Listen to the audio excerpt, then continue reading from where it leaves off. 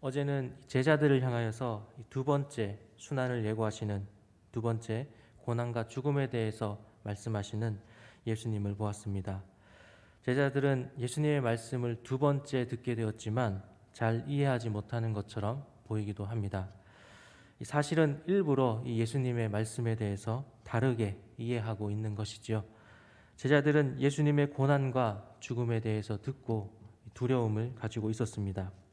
왜냐하면 이 예수님의 말씀하신 것처럼 자신들 역시도 이 고난과 죽음의 길을 가야 했기 때문입니다. 또한 예수님은 이 제자들이 서로 누가 더 큰 자인지에 대해서 논쟁하는 것을 아시고 이것에 대해서도 말씀하십니다. 그래서 서로 지배하려는 욕심을 버리고 스스로 낮아지고 또 겸손함으로 섬겨야 한다라는 것을 말씀하셨습니다. 그리고 이 어린아이를 통하여서 스스로 이 겸손의 본이 되신 것을 우리가 함께 나누었습니다. 오늘은 예수님께서 이 다른 이에 대한 포용과 그에 대한 가르침, 그리고 죄의 유혹에 대한 가르침에 대해서 말씀해 주고 계십니다. 예수님의 제자 요한이 예수님에게 한 가지 일을 보고하게 됩니다. 38절에 요한이 예수께 여짜오되 선생님, 우리를 따르지 않는 어떤 자가 주의 이름으로 귀신을 내쫓는 것을 우리가 보고 우리를 따르지 아니하므로 금하였나이다 라고 말합니다. 예수님의 이름으로 귀신을 쫓는 자가 있는데 우리와 함께 하지 않았기 때문에 귀신을 내쫓는 사역을 하지 못하도록 했다라는 것입니다. 요한이 예수님께 이러한 보고를 할 때에는 사실은 칭찬을 받고자 하는 그런 마음으로 예수님께 이야기를 했겠지요. 그런데 예수님의 반응은 요한의 기대와는 달랐습니다. 예수님께서는 이 세 가지 이유를 들어서 금하지 말라라고 말씀하십니다. 첫 번째는 그 사람이 내 이름을 의탁하여 능력을 행했기 때문입니다.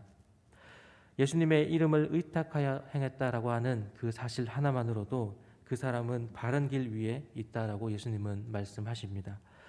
그 사람이 예수님에 대한 신앙이 있었는지 없었는지에 대해서는 성경에 말씀하고 있지 않기 때문에 우리가 그것을 판단할 수는 없습니다. 하지만 예수님의 이름을 의탁하여 능력을 행했다라는 것으로도 하나님 나라에 참여하고 있다라는 것을 우리가 이해할 수 있지요.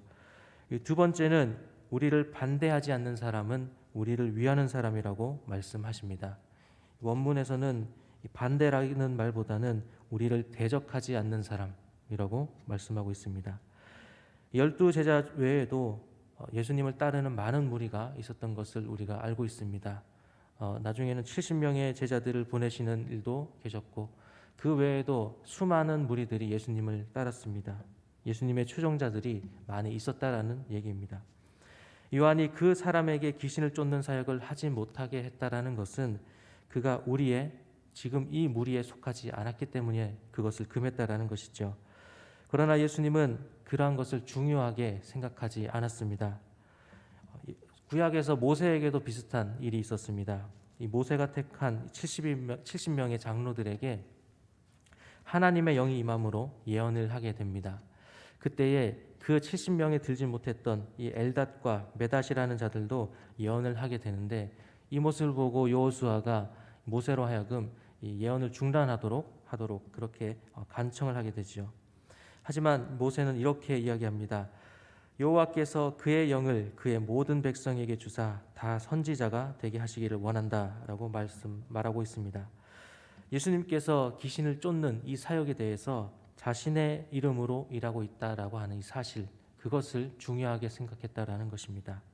어쩌면 이 제자 요한은 엘리트 의식을 가지고 또 어떤 파벌주의와 같은 우리만이라고 하는 그러한 생각을 가지고 있었던 것 같습니다.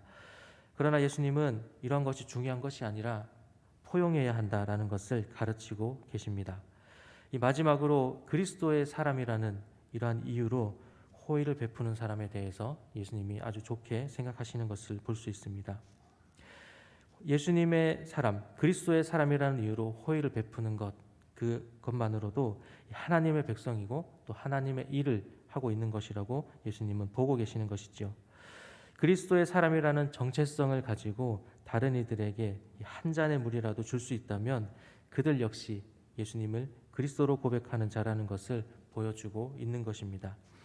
그래서 어떠한 정체성을 가지고 있느냐, 어떠한 마음의 중심을 가지고 있느냐가 중요하다는 것을 알 수 있습니다.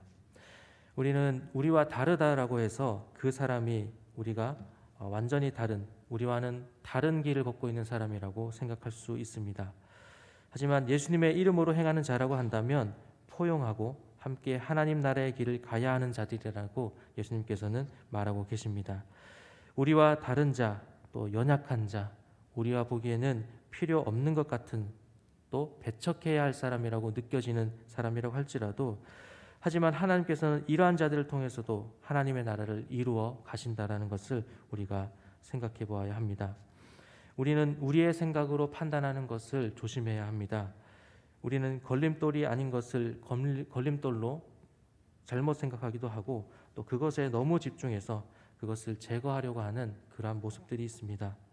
내 안에 있는 부족함과 연약함, 또 물질적인 어떤 부분들, 육체적인 부분들, 이러한 부족한 것들을 가지고 계속해서 사람들을 판단하게 됩니다. 그리고 그것을 가지고 편을 가르기도 합니다. 하지만 우리는 이러한 것들에 대해서 진리의 문제가 아니라면 포용하는 모습도 필요합니다. 그래서 예수님의 이 말씀처럼 그리스도 안에서 사랑과 포용이 있는 우리가 되기를 소망합니다.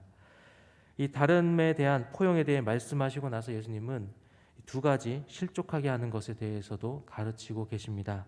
첫 번째는 이 다른 사람을 걸려 넘어지게 하는 사람입니다. 아무리 내세울 것 없는 것처럼 보이는 사람이라 할지라도 신앙을 잃게 만드는 말이나 행동을 할 때에 그것은 얼마나 큰 죄악인지를 깨달아야 합니다. 다른 사람을 실족하게 하는 것, 또 나로 인해서 누군가가 하나님을 떠나게 된다면 그 책임이 결코 가볍지 않을 것입니다. 이 42절에 그렇게 할 바에는 차라리 연자뱃돌을 목에 달고 바다에 던져지는 것이 더 낫다라고 말씀하고 계십니다. 연자맷돌은 우리가 생각하는 것처럼 손으로 돌리는 그런 맷돌이 아니죠. 이 나귀가 돌려야 할 정도로 굉장히 큰 통을 가지고 있는 그러한 맷돌입니다.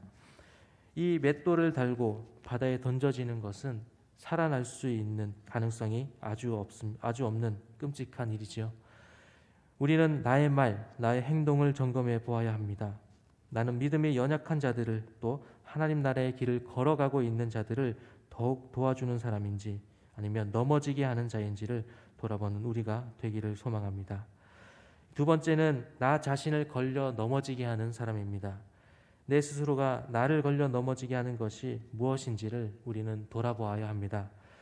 그것은 하나님보다 더 사랑하는 것이 될 수도 있고, 또 계속해서 죄를 짓게 하는 나의 어떤 잘못된 모습일 수 있습니다. 우리는 그러한 것들을 반드시 제거해야 합니다. 예수님께서는 이러한 죄를 지을 바에는 자신의 신체를 훼손해서라도 멈추는 것이 낫다라고 가르치고 계십니다. 우리를 돌아보기를 원합니다. 무엇이 계속해서 나의 믿음을 흐트러지게 하는지, 또 죄를 짓게 하는지를 우리는 돌아보아야 합니다. 설령 그것이 작은 것이라 할지라도 그것을 계속해서 반복함으로 인해서 죄를 짓는 것은 하나님 나라의 길을 걸어가는 자의 삶이 아니다라는 것을 우리가 생각해 보아야 합니다. 우리는 완전하지 못하고 또 완벽하지 못합니다. 하지만 계속해서 이 죄의 문제를 돌아보는 것이 중요합니다. 우리를 넘어뜨리는 것들을 계속해서 고쳐나갈 수 있는 우리의 모습이 되기를 소망합니다. 오늘 말씀을 정리하겠습니다. 오늘 예수님께서는 다른 이들에 대한 사랑과 포용에 대해서 말씀하고 계십니다. 물론 이것은 진리에 대한 문제는 아닙니다. 진리가 아닌 것을 따르는 자는 반드시 돌이키기를 우리가 기도해야 합니다. 그러나 그것이 아니라 예수의 이름을 의지함으로 나아가는 것은 우리와 같은 길을 걷는 사람이라는 것을 기억해야 합니다. 또한 예수님은 나를 실족하게 하고 다른 이를 실족하게 하는 것을 경계하라고 말씀하십니다. 그래서 예수님은 다른 사람도, 그리고 나 자신도 넘어지게 하지 않는 사람, 즉 이 소금과 같은 자가 되라고 말씀하십니다. 소금은 맛을 내기도 하지만 부패하지 않도록 하는, 그런 상하지 않도록 하는 성질을 가지고 있지요. 우리가 하나님을 향한, 하나님의 나라를 향한 소망을 잃지 않도록, 그 소망이 이런저런 죄로 썩어지지 않도록 우리를 지켜나가는 것이 중요할 것입니다. 말씀을 통해 우리를 바로 세워나가고 그 말씀대로 살아갈 때에 우리는 소금과 같은 사람으로, 소금과 같은 신앙을 지켜나갈 수 있을 줄 믿습니다. 오늘 말씀을 통해 우리를 돌아보고 다시 하나님을 향한, 또 하나님의 나라를 향한 소망을 세워나가는 우리 모두가 되기를 소망합니다. 기도하시겠습니다.